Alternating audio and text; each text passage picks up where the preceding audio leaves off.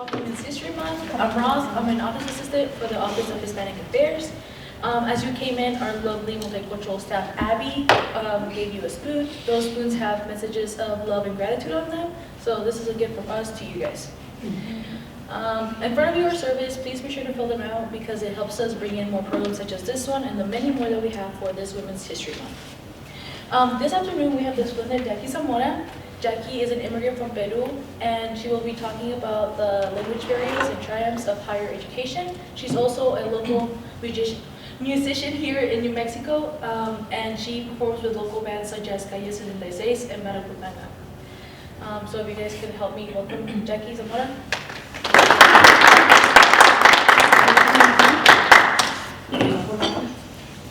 Sí, pues.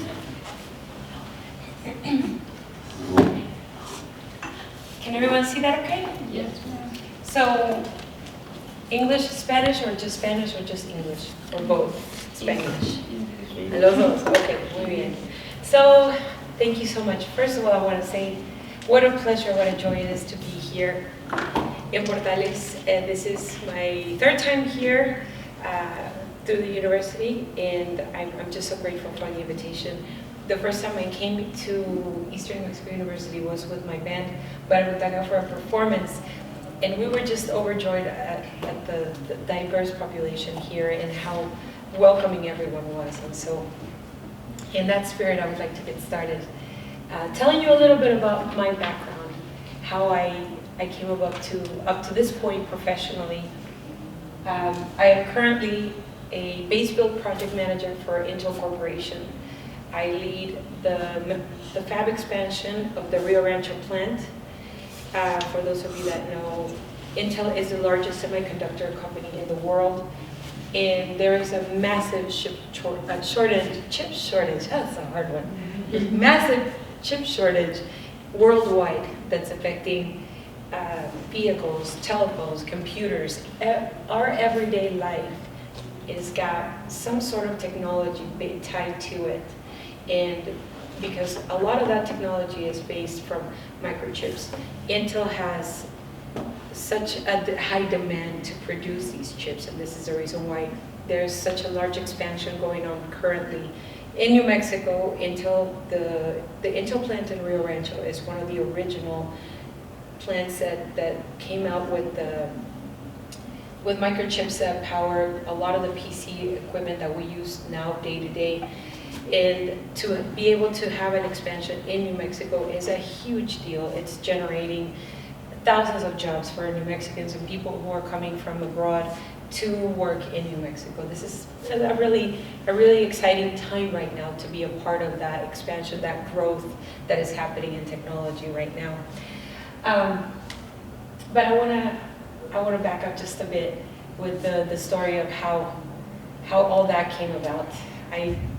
Not even in my wildest dreams did I ever think that I would be leading a team of nothing but guys, right? The only female in a very large group of men who are very respectful and very forthcoming about their excitement to work in a diverse workforce, because this is the workforce we're in now.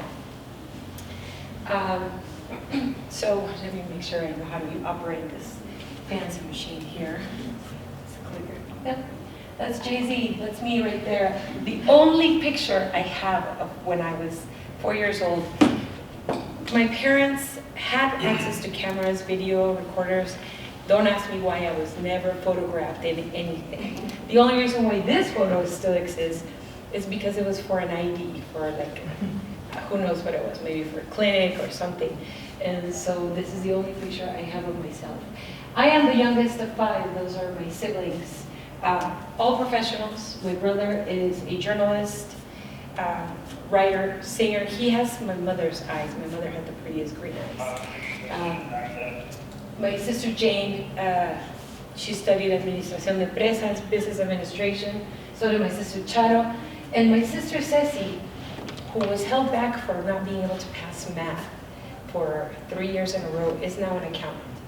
Don't ask me. Life is funny like that.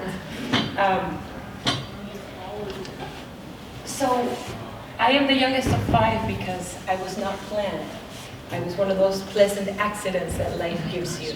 A few years later, I myself had a pleasant accident. My fourth one was not planned. So he takes up after me. So the reason why I put that in there, I didn't speak until I was 4 years old, is because now I just can't seem to shut up, right?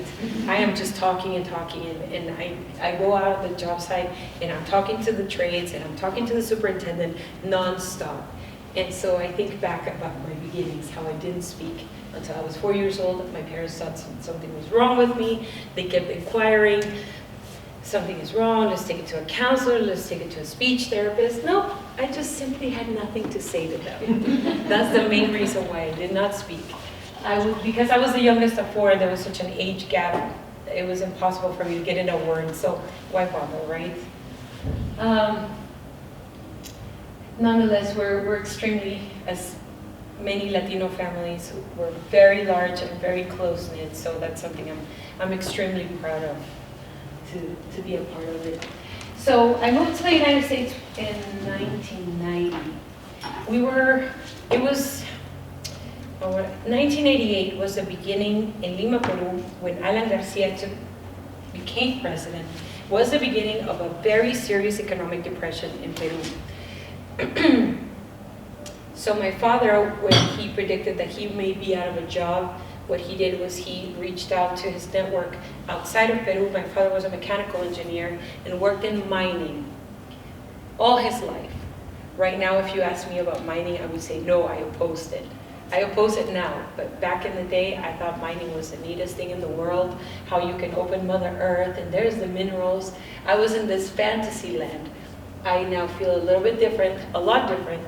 I don't know that I can support mining, but back in the day, it was everything we knew.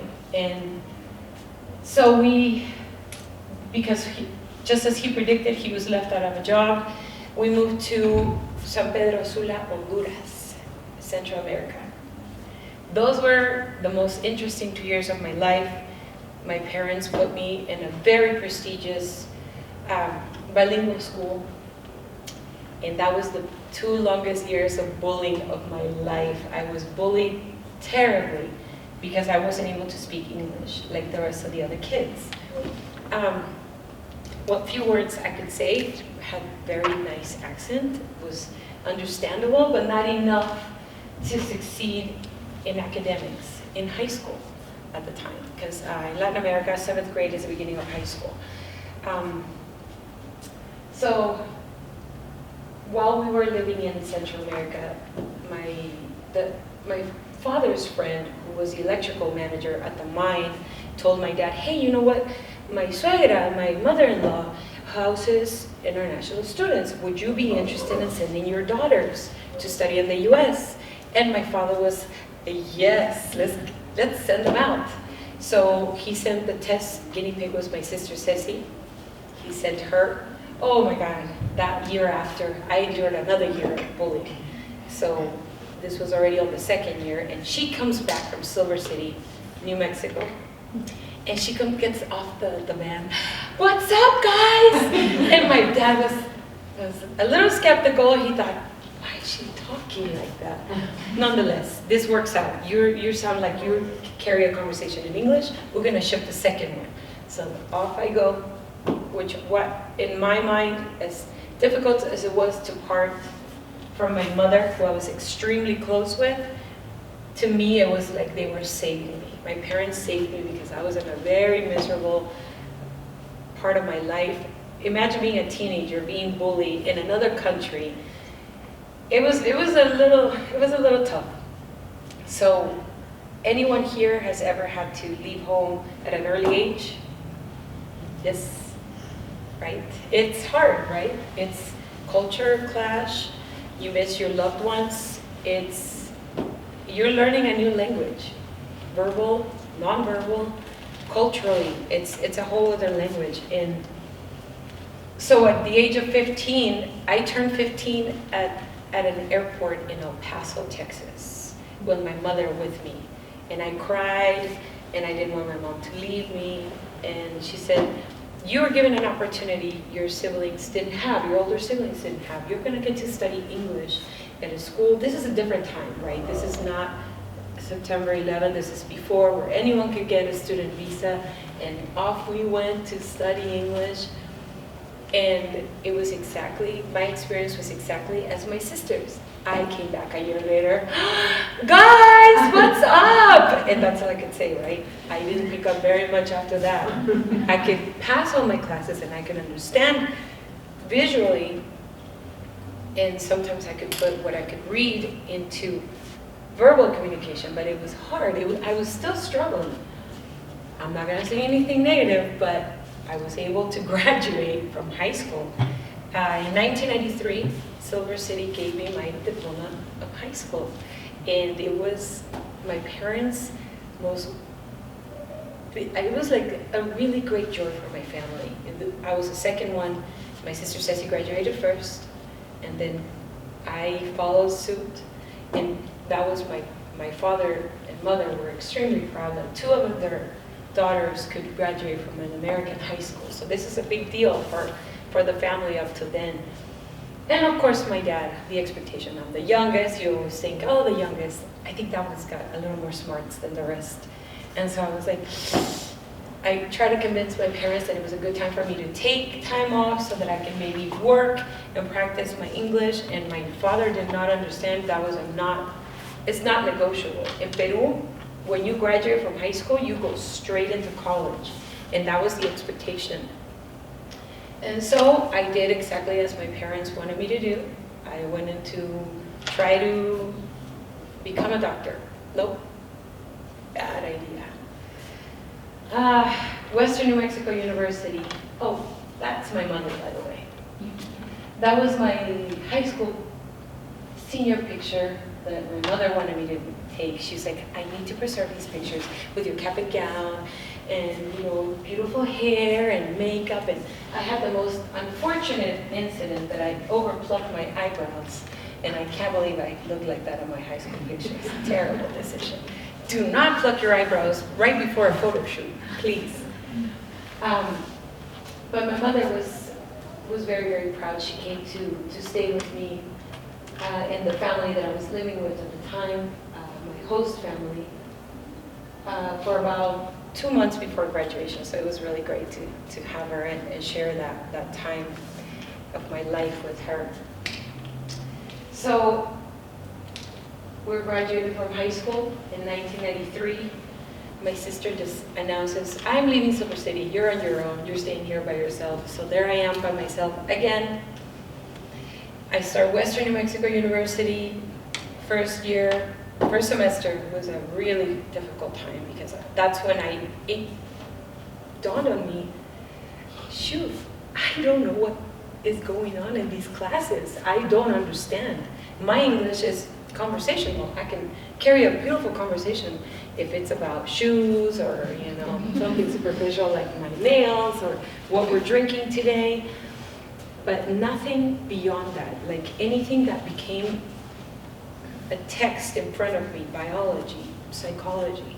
I don't even know what was on those books. It was a really difficult time. So I did what I could, and my parents were, so you're doing good, right? You're gonna go to med school, you're gonna be a nurse or a doctor, and I was like, don't know. I don't know that I wanna do that. So by then, it was 94, and so I decided I would just run away. I would just run away, maybe my parents would just forget about me because I'm the youngest. They won't notice I'm missing. So I packed my stuff, and I'm gonna leave Silver City, and I'm on my way to Flagstaff. And I decided I'm gonna go visit a friend in Albuquerque on my way to Flagstaff. And what happens when you get to Albuquerque? The car breaks down, and I swear this is a likely story in New Mexico. This is the land of entrapment. I got stuck in Albuquerque, and I couldn't afford to have it fixed because at the time I was still under my parents' care, and they paid for things for me. I'm not very proud of that. And my dad said, nope, I'm cutting off all financial assistance until you come home. And he meant Central America, and I was never gonna go back to Central America, even if it was free and somebody was paying me. No way, I was not gonna go back. So I try to run away from my dad. I tell him, no, I'm not coming home. He takes my car away. He takes financial assistance. I am broke. And that's at the moment when I realized I need to get my butt to work. I need to find a job. I became a nursing assistant because it was the easiest job that you could get without papers. I was illegal at the time because my visa had run out because my father very strategically made sure the visa ran out at a time that I needed to come back. So I didn't want to be a hostage of my own parents. So I stayed illegally in Albuquerque for about 3-4 months. I met my next door neighbor, and 3 months later I proposed because he was so cute, and I knew that if I was going to wait for him to propose to me, he was going to take too long, and so I proposed, and he said, yeah, okay. We've been together 28 years, and so, yeah, very, very young to marry. I did not know what I was doing at the time. I was 21. I had just moved to Albuquerque. 3 months after I met him, 3 months later I proposed. Talk about game over. Nothing to do after that. He was in the middle of getting his education in music, and when he proposed he asked my dad for my hand. My dad said, but you're a musician. And so he was like, no, that was before.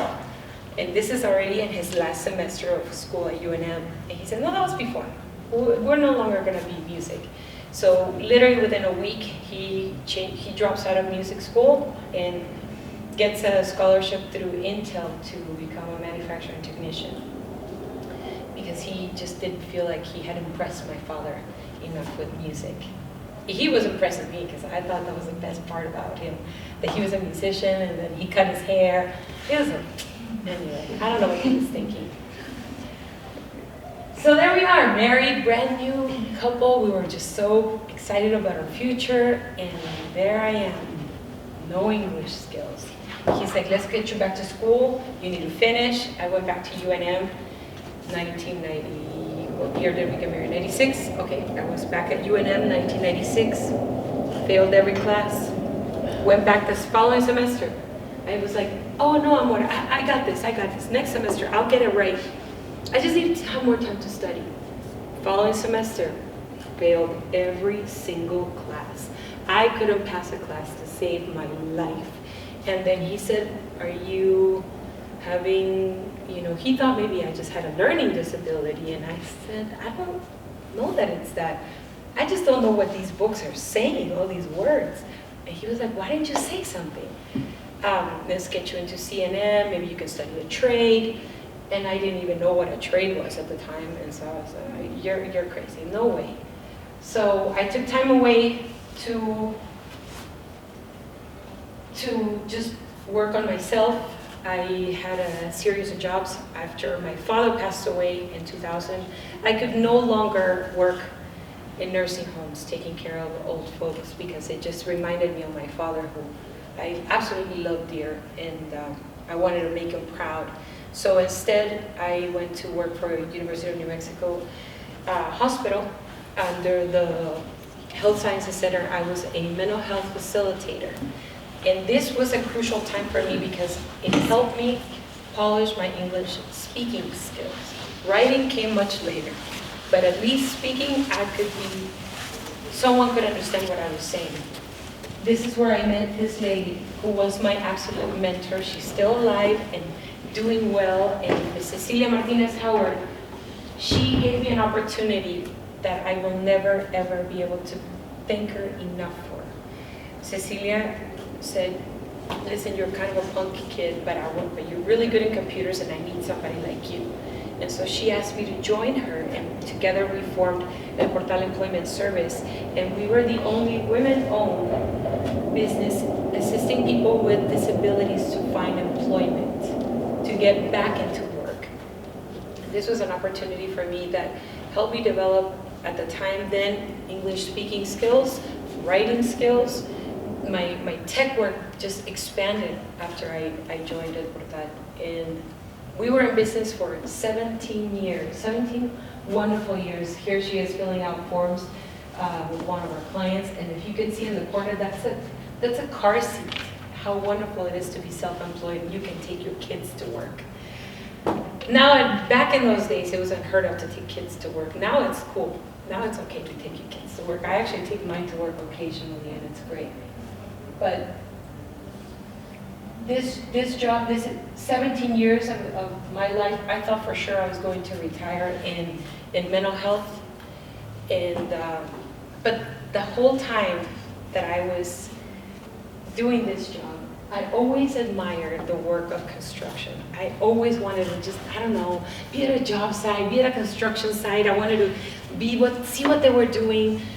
The whole idea of seeing something from the ground up and completed, that was a fascinating thing for me. It's because from the infancy all the way to the end of the project, I felt like something about it was it resonated with me, because I felt like some parts of my life were like that, had a beginning and had an end.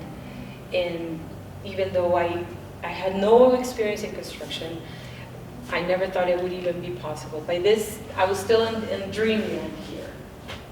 But Cecilia, for better or for worse, she encouraged me to go back to school. So there I am going back to school. She says, your English is good, go back. So she makes me go back, and this time I get it. So instead of trying to follow what my parents wanted me to do, instead I went back and I got a degree in Spanish, Portuguese literature, and dance. Don't ask me, I've always wanted to be a dancer, and I am a terrible dancer. I think they gave me the degree so that I could get the heck out of the bed. But Cecilia did encourage me to pursue all my passions. So the reason why I put this in here is because she knew that I was a musician. I had studied music since the age of 13 with my mother, my mother was a Spanish opera singer. My mother was an actress, a sculptor, a painter. I mean, she was one of those rare humans that just did everything really well. And so I cultivated my craft by continuing to pursue music while I did El Portal Employment Service, while I was married. I figured time is too short to just live out just one passion. It is too short to live out one passion. Follow them all fearlessly. So for those of you that don't speak Spanish, what is your main source of income? I am a musician. Oh, so you don't have a job. So you don't have any income. That's not necessarily true, guys. Many times, this is me in different bands throughout the years. I have been able to develop myself as a musician. I speak Portuguese, I speak Spanish. Sometimes I speak English too. And I've been able to use that to my advantage.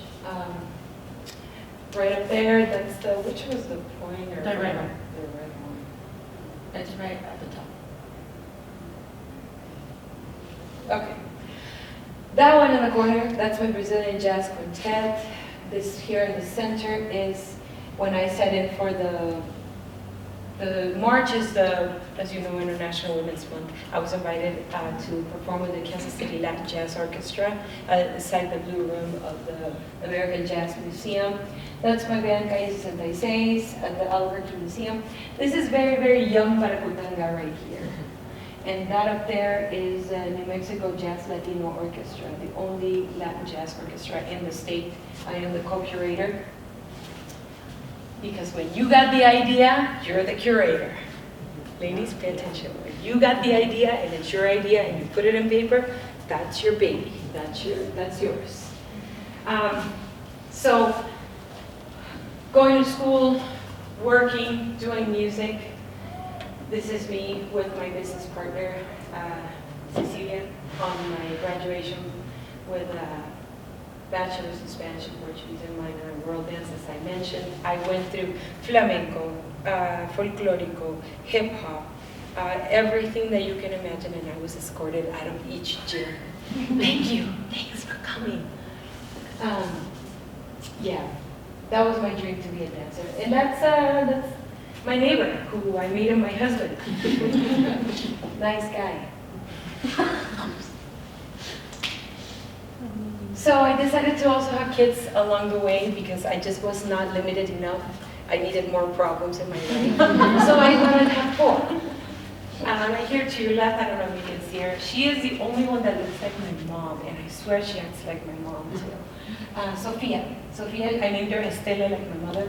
Sophia has this like unpleasant look to her face all the time, like unpleasant with her, unpleasant with others. Like, and she's 15, and she's been 15 for a really long time. I think the teenage years are really hard on me. These are my twins, Fernando and Sebastian. I had to have fertility treatment for these 3 because when we waited as long as we possibly could to have kids, because 1, we couldn't afford to feed them. I did not want to bring kids into the world if I couldn't make sure that I could at least put a decent meal in front of them. And by a decent meal, I mean beans and rice, because that's what I consider very decent. So remember I was telling you about the pleasant accident? That would be my Diego Matias. He's the only one that was conceived naturally. So he came 4 years after the twins. The sweetest kids. They inspire me every day. It is very hard to have kids while you're going to school and trying to conquer the world. Many nights I would have to make sure that after they were fed, because no matter what, you come home from school or work, and you still have to get to that kitchen and feed everybody, because that's just how it is. That's your responsibility as an adult. I would feed everyone, I would get everyone to bed, and then around 10 p.m. is when I would start doing my homework, and I would stay up until 1, 2 in the morning, finishing up. I'm not one of those people that can do my homework while everybody's still running around. I have to have quiet time to concentrate. So I think that was about 15 years ago, that was the beginning of my insomnia. And so I average about 5 hours a night of sleep for the past 15 years. I don't recommend that you follow that path, but somehow I went ahead and did my first master's. I went back to school after I finished UNM because by then I felt more confident to go back. And I was still working in Portal when I finished this degree in community and regional planning, because for those of you that don't know what community and regional planning is, this is one of the most beautiful degrees to get. You're in charge of taking care of your community, basically. Knowing, understanding what community needs are and identifying them and being able to provide your community with what's needed. Say there's a really large population of coffee drinkers, there's no coffee shop. Of course, this one's magnificent. They took care of me immediately when I walked in. But say that there is no coffee shop or there's no specialty retail space. A planner identifies that need and works with a city, works with a focus group to make sure that they understand the needs of each community, and then helps develop a plan to bring that into fruition. And so community and regional planning is from the School of Architecture, and because the planners go hand in hand with the architects. Once you know what you want to build and what each community needs, you tell the architect designs it, and then comes the construction manager, the guy that thinks that can do it all because they're going to build your dream, right? So that's a screenshot. My sister was watching this from Peru when I did my first master's. I am the first in my family to have. Will not be the last one. I want to make sure that my kids can feel inspired to do this.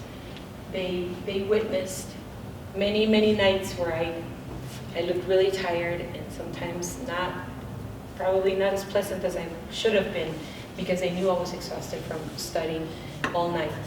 And so I'm telling you, when you show your family, your people around you, your peers, what you can do when you put your mind to it, it's amazing what effect it's going to have on other people. No dream is too small.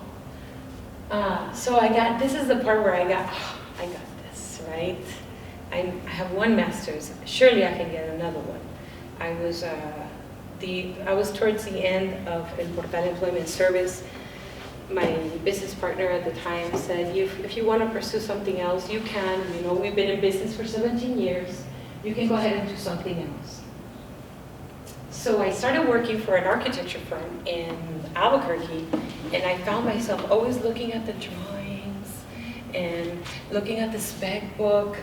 The spec book is basically the specifications of how everything gets built. It's kind of like the Bible. And behind every wall, there's a spec sheet for that. Behind every flooring, there's a spec sheet for that. And while working with the architects, within 6 months, I realized I need to stop wasting time and figure out a way to get into the world of construction, because that's where my heart has always been. So UNM has an online course for construction management, and I was the only female accepted that semester. I don't know why more females are not interested. Of course, it has to pique your interest. Construction is not for everyone.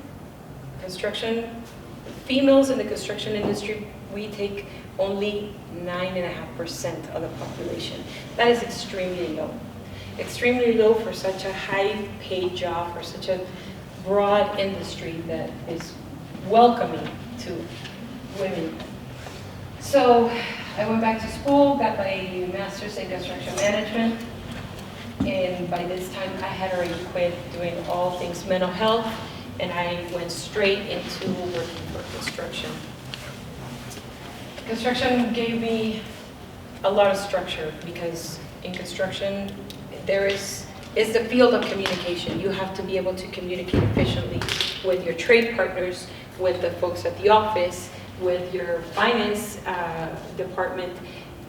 The amount of communication that goes on into construction, it is amazing. At any given point, just today, on my way over here, I have accumulated 80 emails, just today. And also because I'm managing 2 projects right now, where typically I only manage 1, but they've given me a second one, and that is the reason why I have 80 emails today, and it's communicating things, changes going on the job site. I felt really gratified to finally be able to be in construction. It kicked my butt the first year, because I thought, I can do it, I can do it, I can do it, I can do it. And long nights, getting to understand. I had to bring the drawings home with me so that I can learn to read the drawings, because what they teach you at school is very useful.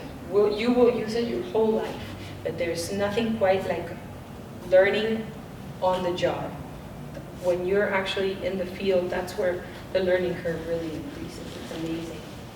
I worked for HP Construction for 2.5 years. I went from construction coordinator. 6 months later, I was advanced to assistant project manager. I built a natural grocers. I was the assistant project manager for the NMSU art hall, the Vestali Hall. I worked on that project, and also I helped build the dorms at NMSU, the men's dorm. And then I also built the maintenance facility for the Pueblo de Isleta. I also built a state road. That one was fun. Building a state road is fun, because you think, oh, we'll just pour that asphalt and we'll be done next week. Nope. State of New Mexico will roadblock you every single step of the way, make sure that you make that road perfect. And boy, that line better not be off the road. And yeah, probably the most nightmare job was just a single state road. I'll never do it again. 2021, I was walking my dog one day, thinking to myself, why am I not being promoted to project manager when I've already ran successfully projects as an assistant project manager? And I felt like I had hit that glass ceiling. I was the only female in the company. And one day, walking my dog, thinking I need to clear my head, my neighbor was like, oh, you work construction. Did you know Intel hires project managers? And I was like, had no idea. He said, well, you see the cranes and everything. There's a lot of construction. You should apply. Within a month, I was given my job offer that I never thought would be ever possible in a million years, that I would be given an opportunity to become a project manager. I thought I would be promoted within the company I was currently at. they stalled. They took too long to see what I could do for them, and Intel instead gave me the opportunity that I had been looking for. And you know what, the guy that interviewed me that ended up moving back to Arizona, he said, we didn't hire you for your experience, we hired you for your attitude. You have the attitude that things can get done under your watch. And so your drive is the reason why you're here. So if I can give you this piece of advice when you go into an interview, enthusiasm. Look at them straight in the face. Make eye contact. Let them know you're here for business. Don't put your eyes down. Don't ever give the feeling that you're thinking less of yourself. Uplift yourself. Elevate yourself in that interview. Present yourself as you want to be seen to the other side. I went in there with the spirit of, I've never been turned down for a job in my life. This is not going to be the first time. I swear to God. And I went in there and they saw exactly what I presented, what I put across the table for them. And it's my attitude, my desire to grow, my desire to learn. And so Intel gave me the most wonderful opportunity. Ever since I started at Intel, I swear, right when I think, oh, this project's really going great, though. Oh man, the materials are gonna be here tomorrow. Nope, they just called to tell me that the materials are not gonna be here for another 6 months. We are, right now the construction industry is struggling with supply chain issues. Everyone knows what supply chain is? Yes, supply chain is our ability to be able to acquire materials, construction materials at an accurate time, at the needed time. We have a need date to complete these fabs, the expansion of these fabs. We need to build those chips, we need to put those wafers in, because we need to cook them fast. They need to come out and get them out into the public so that we have more revenue. This is corporate thinking, right? And we can't do that. We cannot expand fast enough because we can't get equipment to show up on time.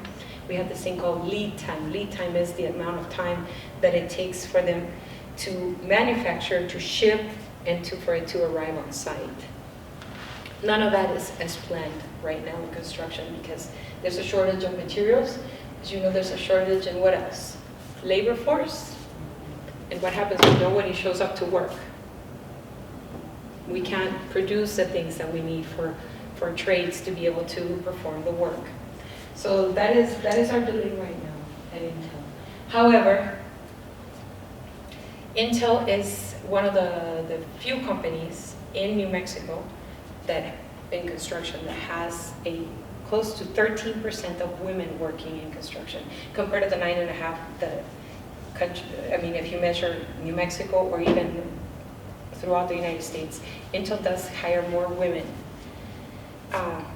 They have the liberty of not discriminating, but let's say have a preference to bring women on board. And the reason why is, one, what happens when you hire people of diverse backgrounds? You're diversifying your workforce. You're uplifting the labor force because you see people that are not the same as you. I don't want to sit next to just another girl. I want to sit to a badass girl. I want to sit next to a chingona. You know what I mean? These are the women that I want to sit next to. I want to identify them as that girl that's like, kick ass. I know this girl can get it done. That's who I want to sit next to. People that uplift me too. And so this is kind of the culture that we should be shifting towards right now in the labor force, is to be able to have people of different backgrounds, different views, because no one is the same. We don't have to agree on the same thing, except the one thing that brings us all together at the end of the day, and it's getting a job done well. Right? So that's my spiel on that. So what happened when I was chasing all my corporate dreams? I decided also it was okay for me to chase all my music dreams. I had the support of my husband and my kids, who are very musical. Every single one of those kids is very musical. Baragutanga was conceived out of the notion that our Latino community needed a voice to talk about keeping families together. We are pro-immigrants. I have never been shy about this. As a matter of fact, been vocal about the fact that it's important to keep families together.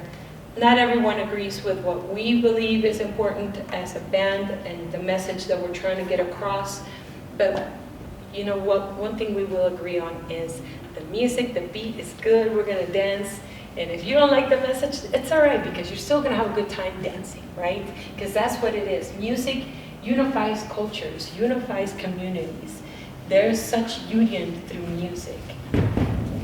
And the reason why I put this video as for my last slide is this song, I wrote the lyrics for this song when there was an increase on, well, not an increase, I want to say that, let's be open about this. We all know that ICE comes in, and if you don't have papers, they will take you. Families will be separated, and so in that, we went through a period where it seemed like we were hearing about it more, and I felt like it was important to talk about it, because what if that were me? What if I had not fought for my dream and not had the opportunities that my parents gave me? Not everyone comes to the United States with the same opportunities, right? I understand that. Not everyone, just because I came with a visa doesn't mean I didn't struggle to stay here, because honestly, the language barrier could have just sent me back home. I could have quit. I could have said no more. There's folks here who come with less opportunity that pick up the English language that much faster. Everyone has their own struggle, and identifying that and respecting that struggle and respecting the fact that, wow, they're working towards their dream. Every person is working towards a dream. You don't have to be an immigrant. Come on, we're all working towards a dream, a goal, a final destination before you build another one and you raise the bar over and over again. I'm gonna tell you right now, the graduation is only the beginning.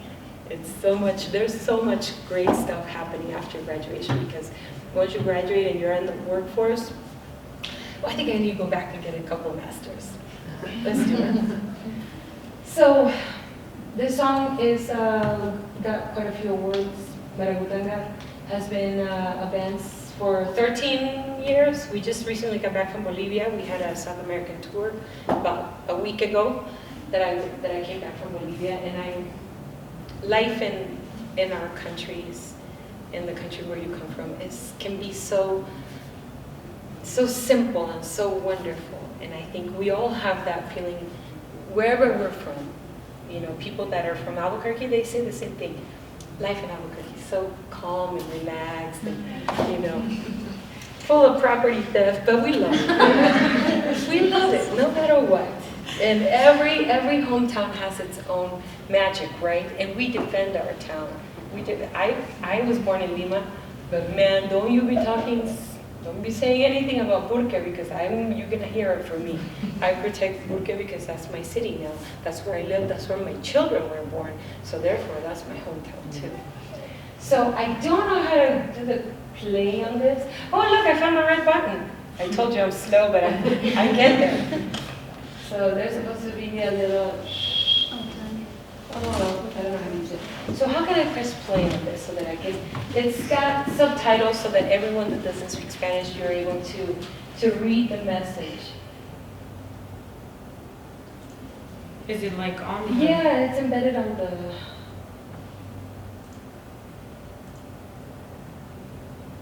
If not, would you mind going into YouTube and finding this one? On my computer, it gave me a little play. Okay.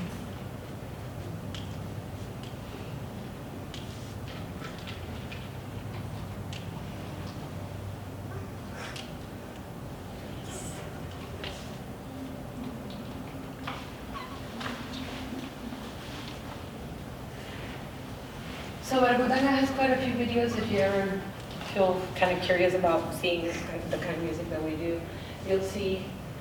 So, yep, there it is. Yep, cool.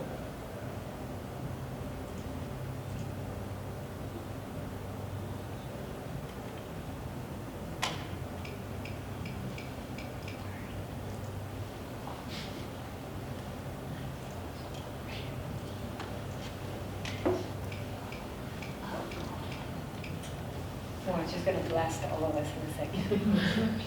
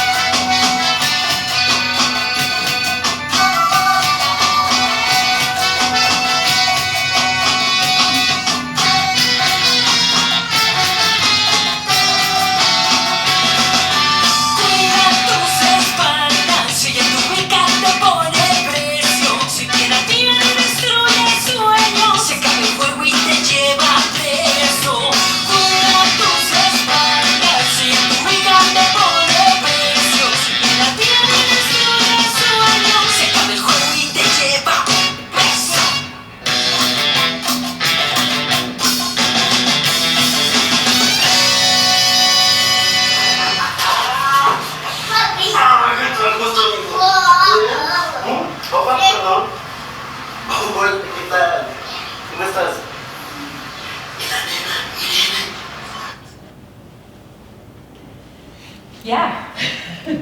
So that's a little taste of the music that we have been working really hard towards putting out into the world.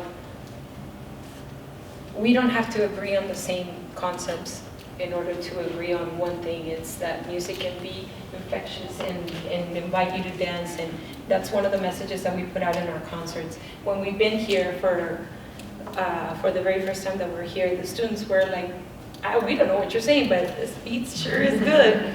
And that's really what it is just being able to share music that makes people feel welcome. And music should be that way. Art is that way. It's very welcoming. So at this time, I would like to open it up for any questions that any of you might have. No question is too small or too big or too invasive. I tell you everything. Yes. How are you able to manage your construction job from your music hobby? I haven't slept in 15 years. I feel like I'm 25, but my body tells me otherwise. I'm very energetic.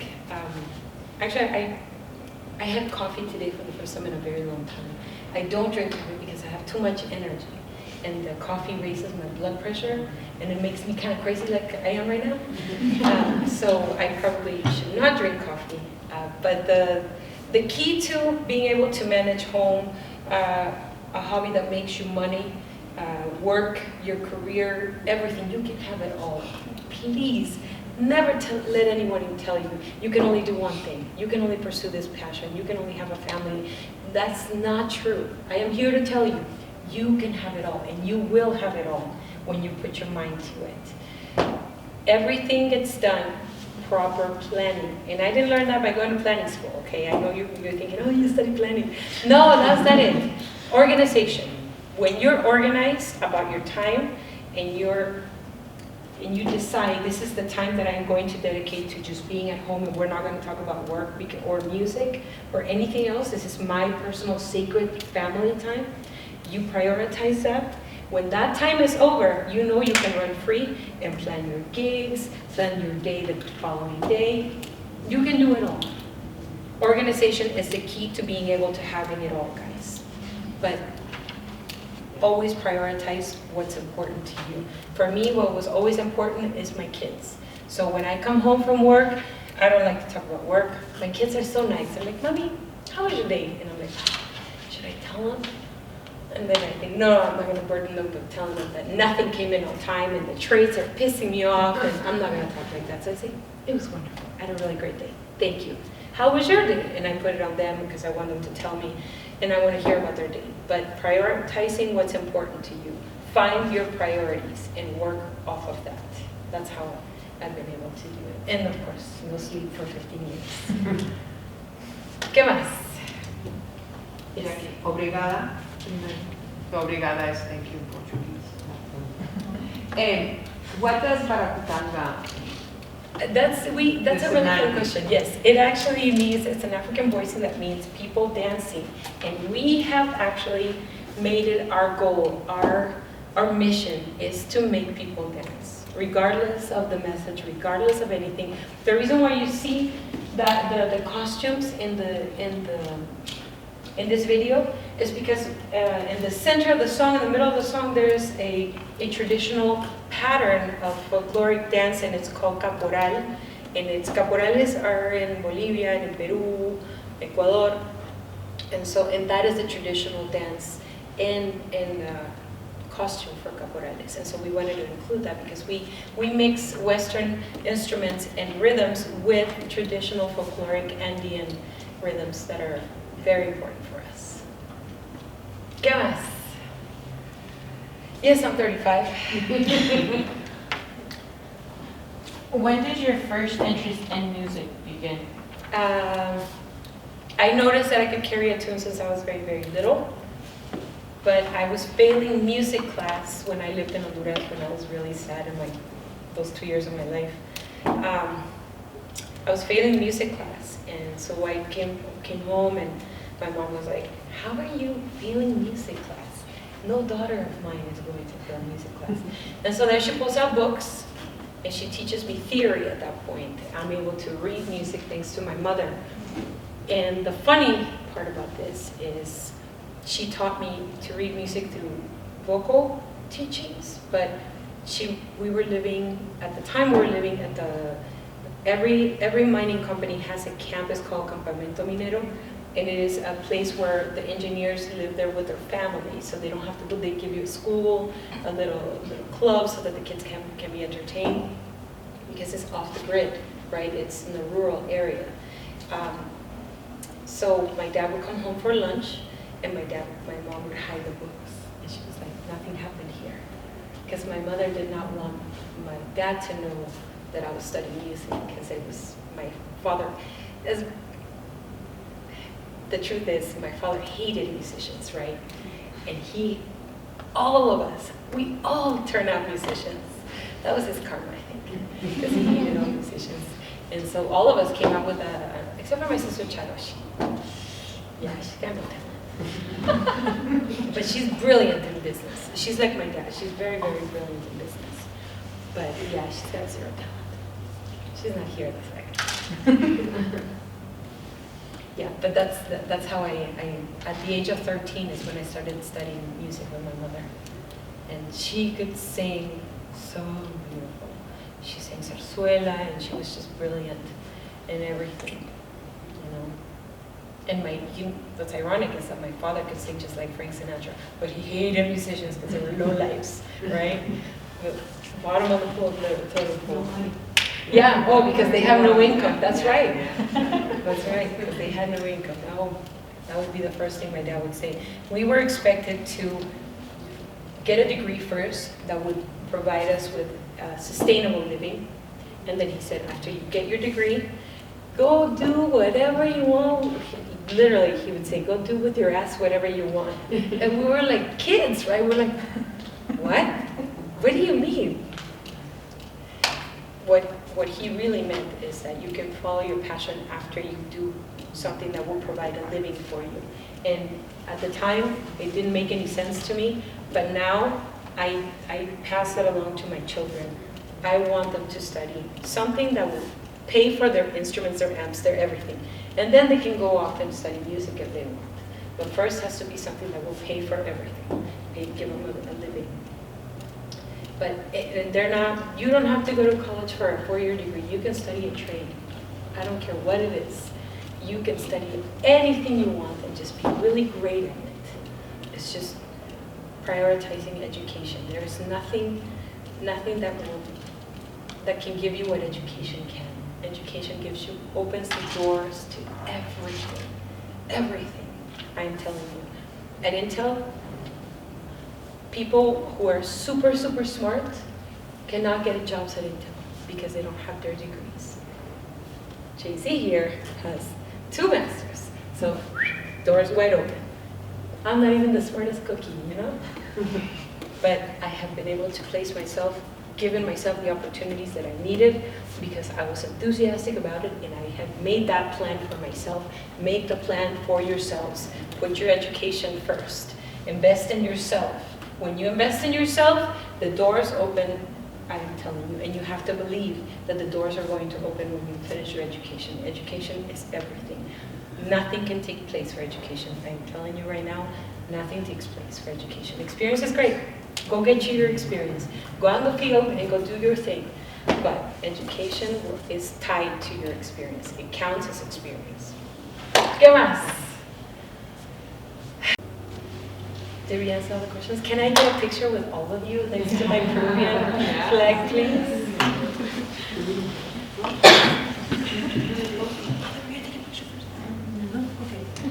Thank you guys so much for coming and just being here, I don't know about you guys, but I got chills from the song just because I know the time period that you're talking about, and it's very gloomy over me still, so I really appreciate that.